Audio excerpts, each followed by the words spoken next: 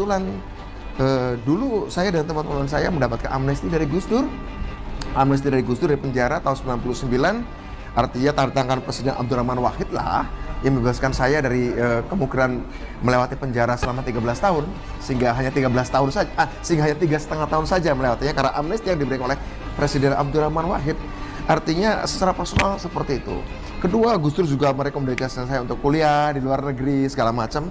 Artinya banyak dampak relasi personal yang saya dapatkan manfaatnya ya di luar soal-soal yang tadi saya katakan.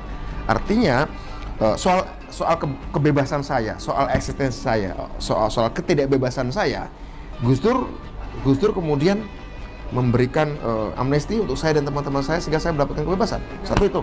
Kedua, soal kesempatan saya untuk menimba ilmu di luar negeri, Gus Dur juga memberikan dukungan. Artinya secara personal banyak yang bisa saya ceritakan tentang beliau di luar soal-soal tadi. Ini saja sudah lebih dari cukup untuk saya mengatakan bahwa Gus Dur bukan sekedar seorang tokoh agama, tokoh kebangsaan, tokoh kemanusiaan. Dia adalah penyelamat saya secara personal.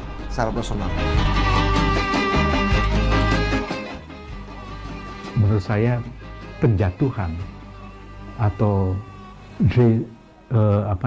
pengkhianatan terhadap Gus Dur pada masa itu adalah crack di dalam kacamata itu, satu epistemologi yang saya kira generasi selanjutnya itu harus belajar bagaimana usaha yang dilakukan oleh seorang pencerah, pembaharu sebagai Gus Dur yang pada akhirnya harus dia tanggung sendiri secara sendirian dan masyarakat tidak memahami dan harus kita butuhkan bertahun-tahun untuk memahami peristiwa itu, bahwa itu satu pengkhianatan terhadap kebebasan dari kebudayaan dan agama itu sendiri, dan itu masih terungkap sekarang. Saya hanya merasa nyaman sekarang ini bahwa kita pernah memberikan kesaksian secara visual ya pada peristiwa penting itu. Semenjak lama, Gus Dur masih sangat muda, barangkali itu tahun 80-an. Masa-masa beliau menjalani kepemimpinan, memegang tampuk pimpinan kaum Nahdliyin itu 5 tahun pertama, barangkali 5 tahunan itu ya. Pada 5 tahun pertama, beliau sudah bersahabat dengan kaum minoritas. Bersahabat dan melindungi. Bahkan Gus Dur sering terhadap PMII, udah diamkan, cari sendiri. Kalian orang-orang yang diberi rasionalitas, kalian sarjana, kalian orang-orang yang duduk dalam posisi mayoritas, yang mempunyai sesuatu keistimewaan. Udah, NU tidak mikirkan Anda, NU mikirkan golongan yang lebih sulit, mengakomodasi golongan minoritas.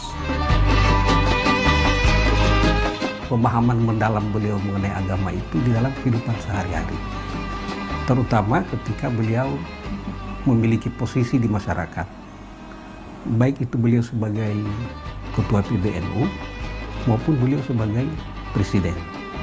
Sehingga dari apa yang beliau contohkan itu ya, kita melihat bahwa perhatian beliau kepada masalah kemanusiaan sangat luar biasa.